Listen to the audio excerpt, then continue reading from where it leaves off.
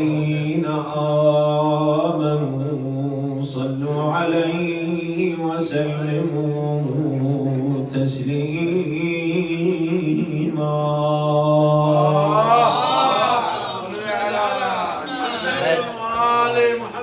سئل الإمام الرضا صلوات الله وسلامه عليه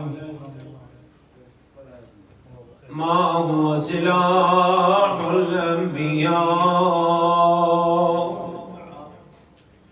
فقال الإمام الرضا إن سلاح الأنبياء هو الدعاء.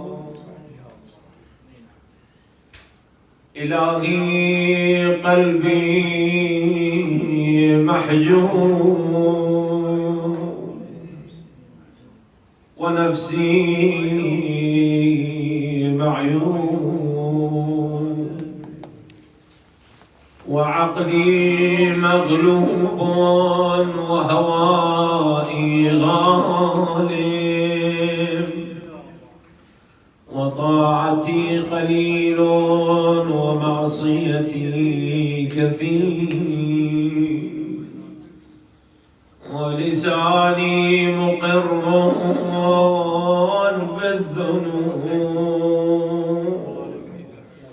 فكيف حيلتي يا ستار العيوب ويا علام الغيوب ويا كاشف الكروب اغفر ذنوبي كلها بحرمة محمد وآل محمد ليلة الجمعة يا غفار يا غفار يا غفار برحمتك يا أرحم الراحمين. بسم الله الرحمن الرحيم.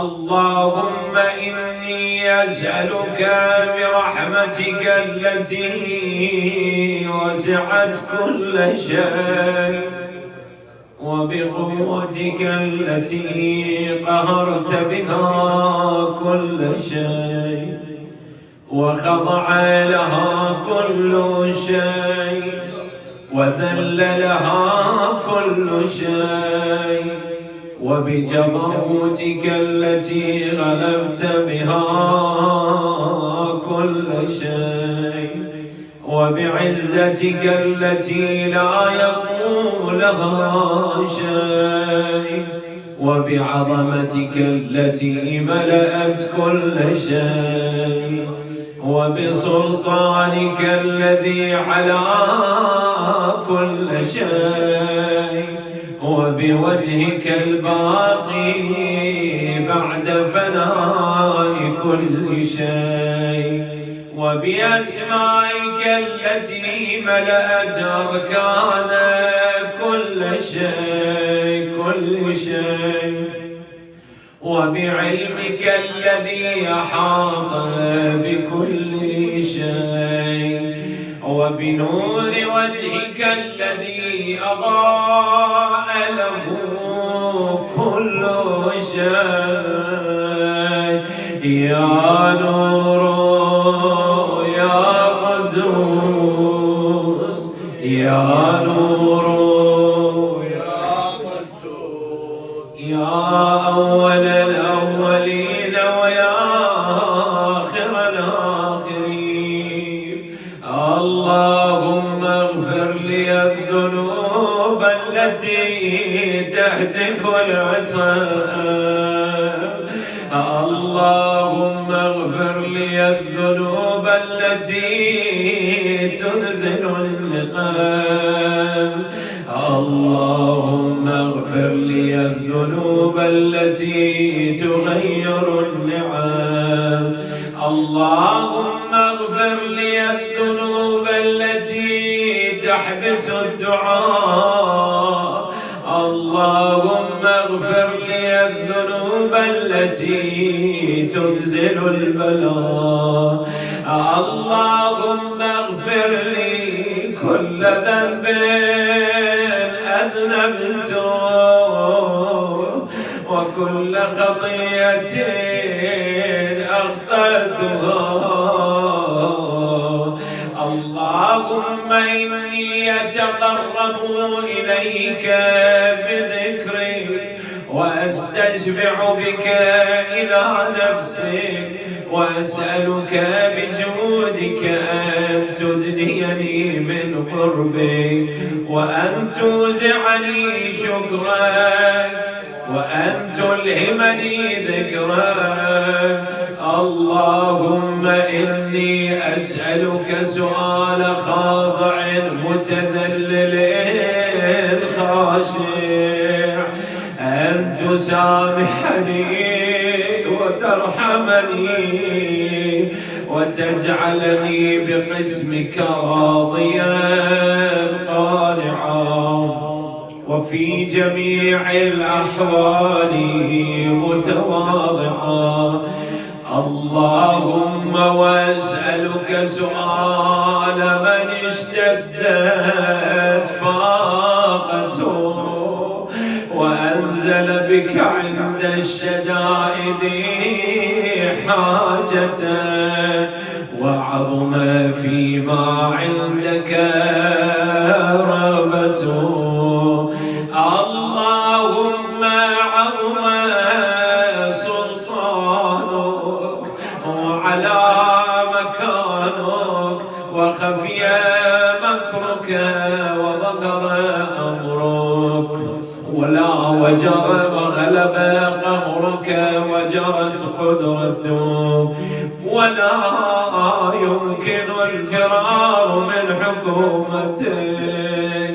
اللهم لا أجد لذنوبي غافرا ولا لقبائحي ساترا ولا لشيء من عملي القبيح بالحسن مبدلا غيرك. لا إله إلا أنت سبحانك وبحمدك. اعتراف هذه الليلة ظلمت نفسي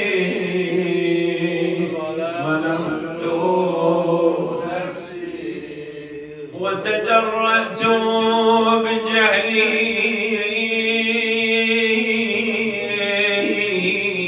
وسكنت إلى قديم ذكرك لي ومنك علي. اللهم مولاي كم من قبيح سترته وكم من فادح من البلايا قلته وكم من عثار وقيته وكم من مكروه دفعته وكم من ثناء جميل لست أهلا له نشرته. اللهم عظم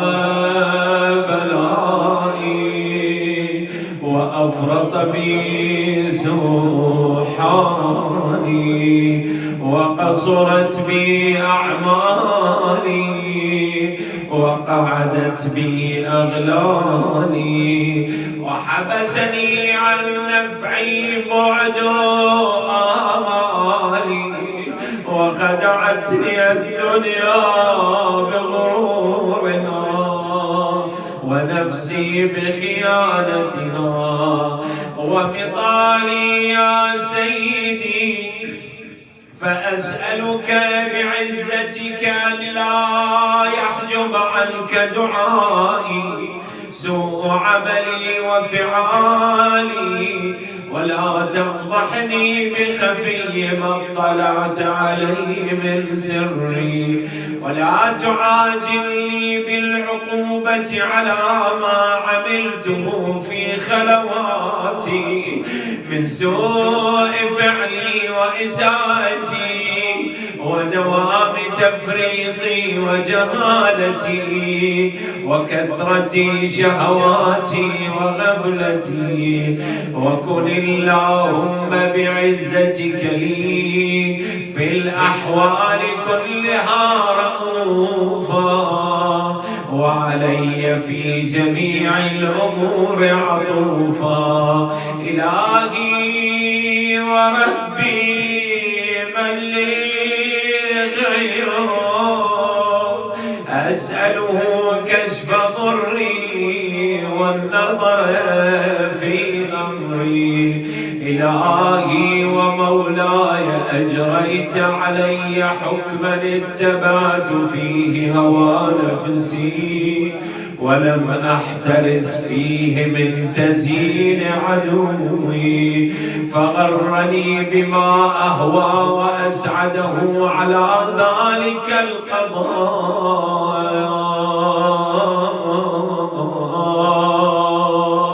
فتجاوزت بما جرى علي من ذلك بعض حدودك، وخالفت بعض أوامرك، فلك الحمد فلك الحجة علي في جميع ذلك، ولا حجة لي فيما جرى علي فيه قضاء، وألزمني حكمك وبلاغ، وقد أتيتك يا إلهي بعد تقصيري وإسرافي على نفسي، معتذرا نادما منكسرا مستقيلا مستغفرا منيبا، مقرا مذعنا معترفا، لا أجد مفرا مما كان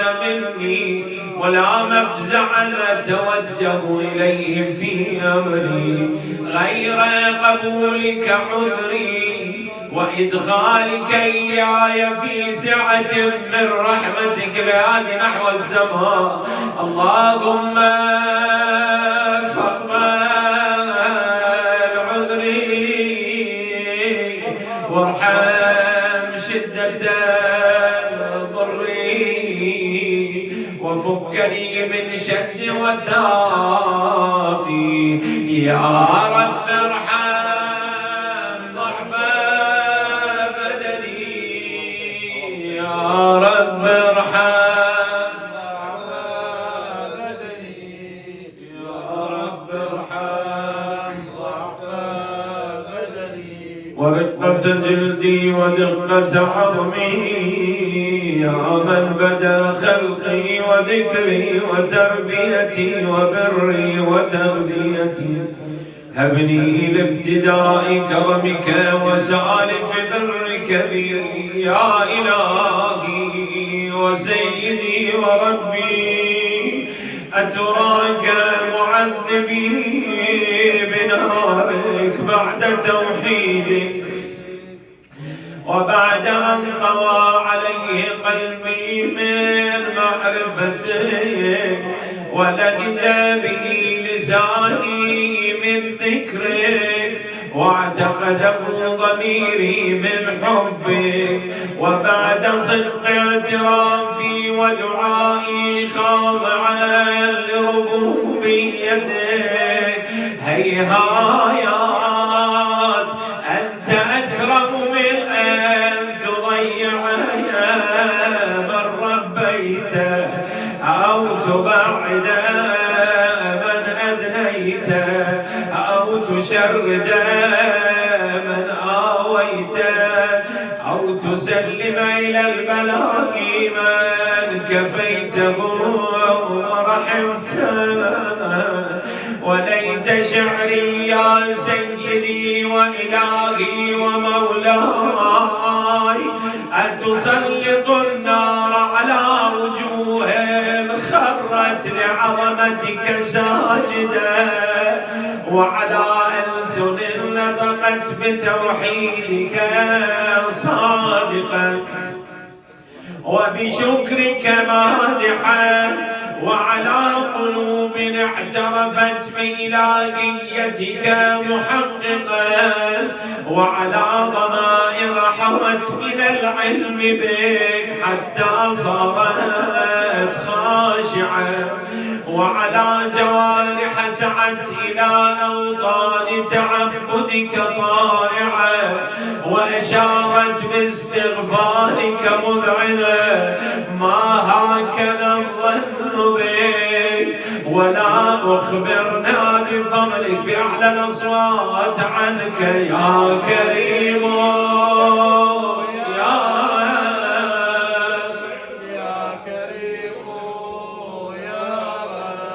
وأنت تعلم ضعفي عن قليل من بلاء الدنيا وعقوباتها، وما يجري فيها من المكاره على أهلها، على أن ذلك بلاء ومكروه قليل مكذوب، يسير البقاء قصير مدته، فكيف احتمالي لبلاء الآخرة وجليل وقوع المكاره فيها، وهو بلاء تطول مدته ويدوم مقامه ولا يخفف عن أهله، لأنه لا يكون إلا عن غضبك وانتقامك وسخطك، وهذا ما لا تقوم له السماوات والأرض يا سيدي. فكيف بي وأنا عبدك الضعيف الذليل الحقير المسكين المستكين، يا إلهي وربي وسيدي ومولاي، لأي الأمور إليك أشكو، ولما منها أضج وأبكي، لأليم العذاب وشدته أم لطول البلاء ومدته. فلئن صيرتني للعقوبات مع أعدائي، وجمعت بيني وبين أهل بلائي، وفرقت بيني وبين أحبائك وأوليائك، فهبني يا إلهي وسيدي ومولاي، صبرت على عذابك، فكيف أصبر على فراقك؟ وهبني صبرت على حر نارك، فكيف أصبر على النظر إلى كرامتك؟ أم كيف أسكن في النار ورجائي عفوك؟ فبعزتك يا سيدي ومولاي أقسم صادقا، لئن تركتني ناطقا لأضجن إليك بين أهلها ضجيج الآملين، ولأصرخن إليك صراخ المستصرخين، ولأبكين عليك بكاء الفاقدين، ولأنادينك أين كنت يا ولي المؤمنين، يا غاية آمال العارفين، يا غياث المستغيثين، يا حبيب قلوب الصادقين، ويا إله العالمين. أفتراك سبحانك يا إلهي وبحمدك تسمع فيها صوت عبد مسلم سجن فيها بمخالفته، وذاق طعم عذابها بمعصيته، وحبس بين أطباقها بجرمه وجريرته، وهو يضج إليك ضجيج مؤمل لرحمته، ويناديك بلسان أهل توحيدك، ويتوسلوا إليك بربوبيتك يا مولاي، فكيف يبقى في العذاب وهو يرجو ما سلف من حلمك؟ أم كيف تؤلمه النار وهو يأمل فضلك ورحمتك؟ أم كيف يحرقه لهيبها وأنت تسمع صوته وترى مكانه؟ أم كيف يشتمل عليه زفيرها وأنت تعلم ضعفه؟ أم كيف يتقلقل بين أطباقها وأنت تعلم صدقه؟ أم كيف تزجره زبانيتها وهو يناديك يا ربا؟ أم كيف يرجو فضلك في عتقه منها فتتركه فيها؟ هيهات ما ذلك الظن بك ولا المعروف من فضلك ولا مشبه لما عاملت به الموحدين من برك وإحسانك.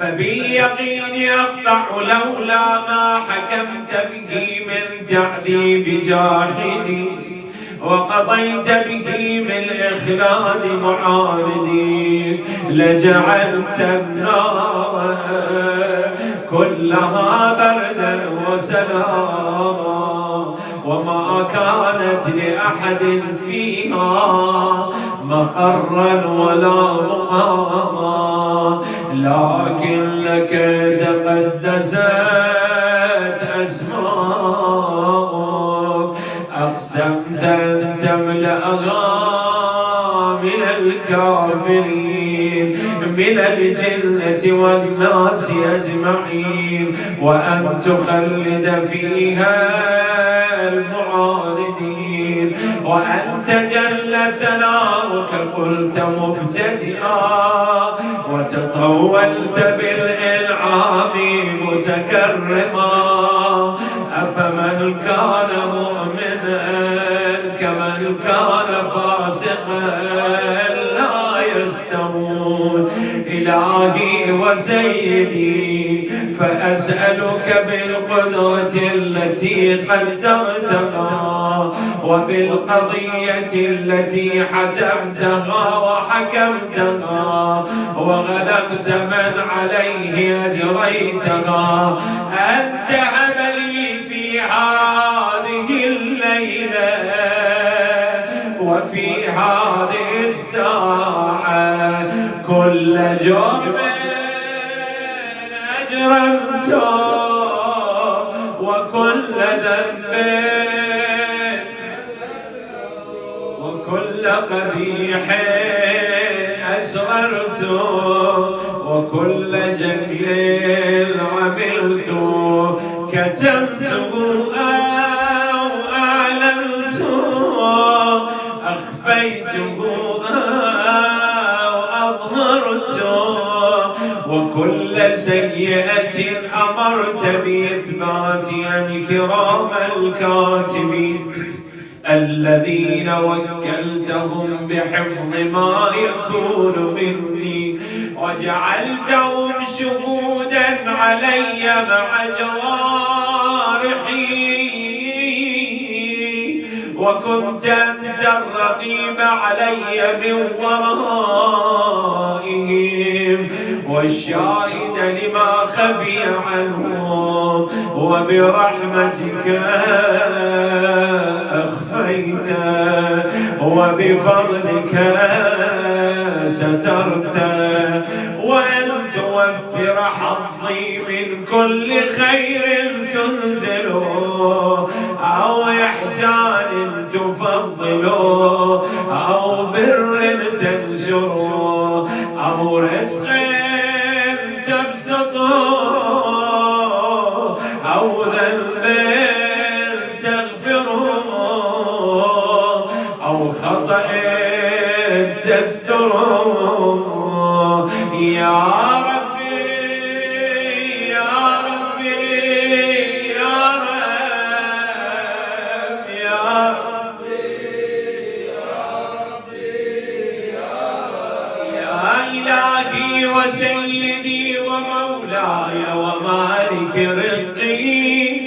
يا من بيده ناصيتي، يا عليما بضري ومسكنتي، يا خبيرا بفقري وفاقتي. يا ربي يا ربي يا ربي، أسألك بحقك وقدسك وأعظم صفاتك وأسمائك أن تجعل أوقاتي في الليل والنهار بذكرك معمورة وبخدمتك موصولة، وأعمالي عندك مقبولة، حتى تكون أعمالي وأورادي كلها وردا واحدا، وحالي في خدمتك سرمدا. يا سيدي يا من عليه معولي، يا من إليه شكوت أحوالي. يا ربي يا ربي يا ربي يا ربي، قو على خدمتك جوارحي، واشدد على العزيمة جوانحي، وهب لي الجد في خشيتك والدوام في الاتصال بخدمتك، حتى أسرح إليك في ميادين السابقين، وأسرع إليك في المبادرين، وأشتاق إلى قربك في المشتاقين، وأدنو منك دنو المخلصين، وأخافك مخافة الموقنين، وأجتمع في جوارك مع المؤمنين. اللهم ومن أرادني بسوء فأرد، ومن كادني فكد، واجعلني من أحسن عبيدك نصيبا عندك، وأقربهم منزلة منك، وأخصهم زلفة لديك، فإنه لا ينال ذلك إلا بفضلك. وجد لي بجودك، واعطف علي بمجدك، واحفظني برحمتك، واجعل لساني بذكرك لهجا، وقلبي بحبك متيما، ومن علي بحسن إجابتك، وأقل لي عثرتي، واغفر زلتي، فإنك قضيت على عبادك بعبادتك، وأمرتهم بدعائك، وضمنت لهم الإجابة. الفقرات الأخيرة الكل مع بعض نقرأ. فإليك يا ربي نصبت وجهي، وإليك يا ربي مددت، فبعزتك استجب لي دعائي، وبلغني مناي، ولا تقطع من فضلك رجائي، واكفني شر الجن والإنس من أعدائي. يا سريع الرضا اغفر لمن لا يملك إلا الدعاء، فإنك فعال لما تشاء. يا من اسمه دواء، وذكره شفاء، وطاعته غنى، ارحم من رأس مالي الرجاء، وسلاحه البكاء. يا سابغ النعيم، يا دافع النقم، يا نور المستوحشين في الظلام، يا عالما لا يعلم. صل على محمد. محمد وآل محمد وافعل بما أنت أهله. وصل اللهم على رسوله والأئمة الميامين من آله وسلم تسليما كثيرا.